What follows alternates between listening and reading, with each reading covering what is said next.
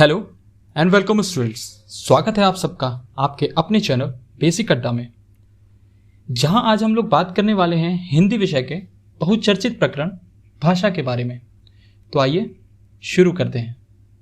भाषा भाषा वह साधन है जिसके द्वारा मनुष्य बोलकर, सुनकर, लिखकर अथवा पढ़कर अपने भावों या विचारों का आदान प्रदान करता है।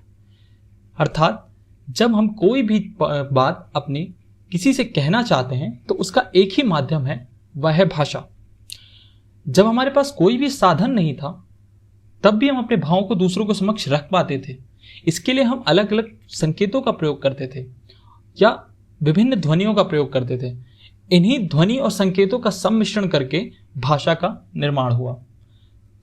भाषा ध्वनि संकेतों का परंपरागत व रूढ़ प्रयोग होता है। हर वर्ग या समाज की ध्वनि और संकेत अलग अलग हो सकते हैं। इसी प्रकार हमने किसी भी भाषा को दो मुख्य आधार माना है। किसी भी भाषा के दो मुख्य आधार माने गए हैं। एक होता है मानसिक आधार और दूसरा है भौतिक आधार। मानसिक आधार अर्थात जो वक्ता है, जो बोल रहा है, और भौतिक आधार अर्थात जो श्रोता है, जो उन बातों को सुन रहा है। इन दोनों ही प्रकरण में वक्ता और श्रोता दोनों का ही महत्वपूर्ण स्थान है। वक्ता व्यक्ति अपने मन के भावों को व्यक्त करने के लिए जिन संकेतों या ध्वनियों का प्रयोग करे, और श्रोता को भी उन ध्वनियों या संकेतों का आशय समझना उतना ही आवश्यक हो जाता है किसी भी भाषा के लिए। क्यों? क्योंकि अगर हम कोई बात कहना चाह रहे हैं और हमने उसके लिए कुछ संकेतों का प्रयोग किया, हमारे सामने वाला अगर उन संकेतों को नहीं समझ सकता है तो हमारी बात उस तक नहीं पहुंच पाएगी। इस प्रकार भाषा का आदान प्रदान होना अत्यंत कठिन हो जाता है और इस तरह से फिर हम अपने मानव विकास करना बहुत ही दुर्लभ हो जाता है। भाषा का ज्ञान उसकी इस असमर्थता को दूर कर देता है और समाज को एक नई धारा से जोड़ देता है। किसी भी भाषा का सबसे महत्वपूर्ण गुण उसका सर्वग्राह्य होना होता है। सर्वग्राह्य अर्थात सब चीजों को ग्रहण करने वाला। अर्थात अगर कोई भी भाषा या कोई दूसरा संकेत जो भाषा में प्रयुक्त नहीं भी हो रहा है और उस संकेत का प्रयोग करके उसमें भाषा अपने आप में उसको ग्रहण कर ले तो वह भाषा चलायमान हो जाती है। अर्थात वो भाषा काफी लंबे समय तक रह पाती है। अब भाषा के हम प्रकारों के बारे में जानते हैं।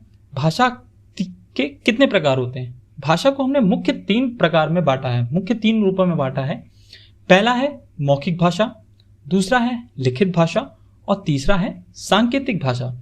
अब ये क्या होते हैं, इन तीनों को एक एक करके समझते हैं। पहला आता है मौखिक भाषा।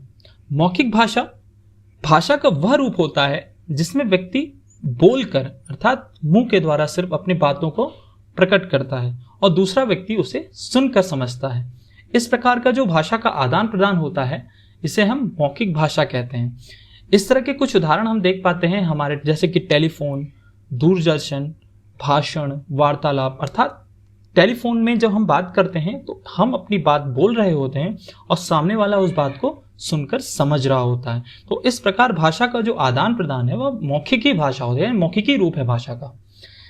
अब हम दूसरे पे आते हैं। दूसरा है लिखित भाषा। लिखित भाषा अर्थात जब हम कोई भी भाषा लिख करके किसी व्यक्ति को समझाते हैं या उसे बताते हैं और दूसरा व्यक्ति उस भाषा को पढ़कर या उन संकेतों को पढ़कर समझता है, तो इस तरह का जो माध्यम होता है वह लिखित भाषा कहलाता है। इस तरह का माध्यम हम लोग आमतौर पर हम यूज कर रहे हैं, जैसे कि पत्र लेखन। अभी हम आजकल व्हाट्सएप और वीचैट और सारी चीज़ों का यूज़ कैसे कर रहे हैं, सिर्फ वो किस तरह के माध्यम है, लिखित भाषा का माध्यम है। वह एक लिखित भाषा के उदाहरण हैं। तीसरा आता है सांकेतिक भाषा। क्या होता है सांकेतिक भाषा?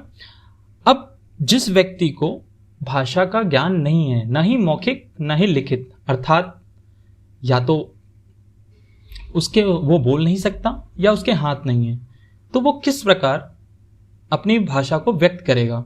तो इन जैसी के लिए हमने संकेतों का प्रयोग किया। जैसे कि एक छोटा बच्चा है या गूंगा बच्चा है तो वह अपने इशारों के द्वारा, संकेतों के द्वारा ही हमें अपनी बात समझाता है। इस तरह के जो उदाहरण होते हैं या इस तरह का जो आदान प्रदान होता है अपने भावों का, वह सांकेतिक भाषा कहलाती है। जैसे चौराहे पे खड़ा कोई भी यातायात का जो सिपाही होता है वह संकेतों के द्वारा ही हमें समझाता है कि किस तरफ जाना है, किस तरफ नहीं जाना है। उसी प्रकार जैसे आपने कई बार मूक बधिरों के समाचार में देखे होंगे, उनके हाथ पांव के एक्सप्रेशन के थ्रू ही वो बताते हैं, जो सुन नहीं सकते या जो बोल नहीं सकते उनको अपने संकेतों के द्वारा ही उनके भाषा का ज्ञान कराते हैं। समझ में आया सबको? बहुत अच्छे, आगे बढ़ते हैं हम लोग। अब किसी भी देश में भाषा के 3 रूप, अभी हमने भाषा के 3 रूप पीछे पढ़े, ये 3 भाग हमने उनके लिखने, बोलने और संकेतों के माध्यम से समझने की बात बताई। अब इन भाषाओं का अलग अलग रूप भी होता है। इन रूपों में कैसे पार्ट होते हैं? किसी भी देश में 3 प्रकार की भाषाओं का ज्यादातर चलन होता है। पहला होता है उनकी बोलियां, दूसरा होता है परिनिष्ठित भाषा और तीसरा होता है राष्ट्रभाषा। बोलियां क्या होती हैं? बहुत समय से किसी निश्चित स्थान पर एक प्रकार के संकेतों और ध्वनियों का आदान प्रदान रेगुलर बेसिस पे होता रहता है, एक लंबे कालखंड के थ्रू। तो जब एक किसी छोटे और निश्चित स्थान के लिए उस भाषा का हम प्रयोग करते हैं तो इस प्रकार की भाषा को बोली बोला जाता है। अर्थात जैसे हम किसी छोटे स्थान, जैसे कि आप लखनऊ हैं, कानपुर हैं, दिल्ली हैं, तो ये छोटे स्तर पे बोले जाने वाली कुछ बोलियां होती हैं, जैसे खड़ी बोली हो गई और अन्य तरीके की बोलियां हो गई, अवधी, मगधी, ये सब क्या है? बोलियां हैं। जब इन बोलियों की बात करते हैं तो ये बोलियां अलग अलग समय पे, अलग अलग अंतराल पे कुछ अंतरों के कारण इन्हें हम नया नाम दे देते हैं। होती ये किसी एक भाषा के अंदर ही अनुरूप ही है, परंतु इनके कुछ शब्द अलग हो जाते हैं, अंतराल अलग हो जाते हैं, इसलिए इनको हम बोली बोलते हैं। अब आते हैं परिनिष्ठित भाषा पे। क्या होता है परिनिष्ठित भाषा? परिनिष्ठित भाषा बोली के जब व्याकरण से परिष्कृत कर दिया जाए। अर्थात क्या होता है, कोई बोली हम बोल रहे हैं, अर्थात मान लीजिए हमने अवधि बोल रहे हैं और अवधि को हमने लिखने के थ्रू, अर्थात हमने उसको साहित्य में पिरो दिया और उसका हमने एक अलग व्याकरण बना दिया, तो वह बोली भी अब भाषा में बदल जाएगी और उसे हम परिनिष्ठित भाषा बोलते हैं। कोई भी बोली भाषा तभी बनती है जब वो व्याकरण सम्मत होती है। व्याकरण से नियंत्रित होने के कारण हम उसका प्रयोग शिक्षा में, शासन में, साहित्य में, इन सब जगह कर पाते हैं। इसी कारण हम इन बोलियों को परिनिष्ठित भाषा बोलते हैं। जो भी बोली व्याकरण से सम्मत हो जाए, जो भी बोलियां व्याकरण से सम्मत हो जाएं, उन बोलियों को हम किस में बदल देते हैं? परिनिष्ठित भाषा में। उसे हम क्या कहते हैं? परिनिष्ठित भाषा। ये भाषा जो होती है किसी एक छोटे से समाज या छोटे से दायरे में बंद कर नहीं रहती, इसका क्षेत्र बहुत ही विस्तृत होता है और ये देशों में विचार विनिमय या भावात्मक एकता का भी उदाहरण हो सकती है। अब आते हैं राष्ट्रभाषा। अब हमारे पास जब परिनिष्ठित भाषा थी तो राष्ट्रभाषा क्यों? अर्थात हमने देखा कि बोली एक काफी छोटी जगहों के लिए प्रयोग होती है, वहीं परिनिष्ठित भाषा एक बड़े दायरे में प्रयोग होता है। जैसे बोली क्या है, अभी हमने बताया खड़ी बोली, अवधी, मागधी, मैथिली, ये सब क्या है? बोलियां हैं। परंतु जब हमने इनको एक सूत्र में पिरोया, अर्थात इनको व्याकरण सम्मत किया, तो एक भाषा बनी हिंदी।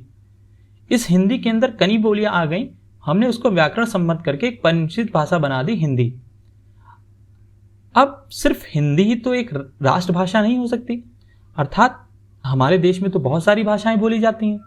तमिल भी बोली जाती है, तेलुगु भी बोली जाती है, मलयालम भी बोली जाती है, कन्नड़ भी बोली जाती है। तो अर्थात काफी बड़े क्षेत्र में कई सारी भाषाएं बोली जाती है। परंतु अगर एक देश की भाषा बोली जाए, अर्थात पूरे देश में कौन सी भाषा है जो उस देश को रिप्रेजेंट करती है, तो ज्यादातर प्रदेशों में बोली जाती है, उसको हम राष्ट्रभाषा बोलते हैं। जब कोई भाषा किसी राष्ट्र के सबसे ज्यादा यानी अधिकांश प्रदेशों में बहुमत द्वारा बोली या समझी जाती है, तो उस तरह की भाषा राष्ट्रभाषा बन जाती है। जैसे अमेरिका में इंग्लिश, अंग्रेजी, चीन में चीनी, बहुत पूरे चीन में चीनी बोली जाती है, जापान में जापानी बोली जाती है, रूस में रूसी बोली जाती है, इसी प्रकार। लेकिन भारत में सिर्फ एक भाषा तो हो नहीं सकती, क्योंकि अलग जगहों पे अलग अलग भाषाएं हैं।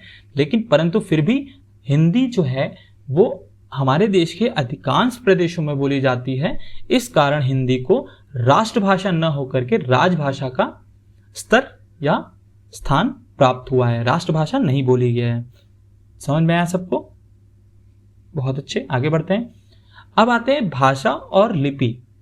भाषा और लिपि में क्या अंतर है? भाषा क्या होती है? अभी हम आप सब ने पढ़ा, भाषा जो हम बोलते हैं, सुनते हैं, समझते हैं, ये सब भाषा है। लिखित रूप में भी हो सकती है भाषा, मौखिक रूप में भी हो सकती है भाषा और सांकेतिक रूप में भी हो सकती है भाषा। परंतु हम अगर किसी भाषा को लिखना चाहते हैं और समझना चाहते हैं, उसका व्याकरण सम्मत करना चाहते हैं, तो उसके कुछ संकेत होने ही चाहिए जिससे हम लिख सकें।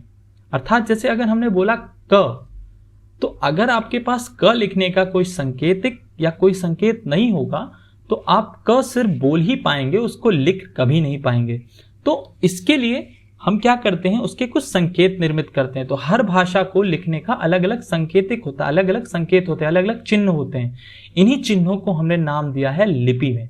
जब लिपि की बात आती है, इसका मतलब भाषा का लिखित रूप ही लिपि है, भाषा का लिखित रूप ही लिपि है। अर्थात शब्द का अर्थ होता है, लिपि शब्द का अर्थ है लीपना, मीन्स कि किसी भी उच्चारित मतलब जो हम उच्चारण कर रहे हैं, ध्वनियों को लिखित रूप में व्यक्त करने के लिए जो निश्चित चिन्ह या वर्ण है, उन्हें हम लिपि कहते हैं।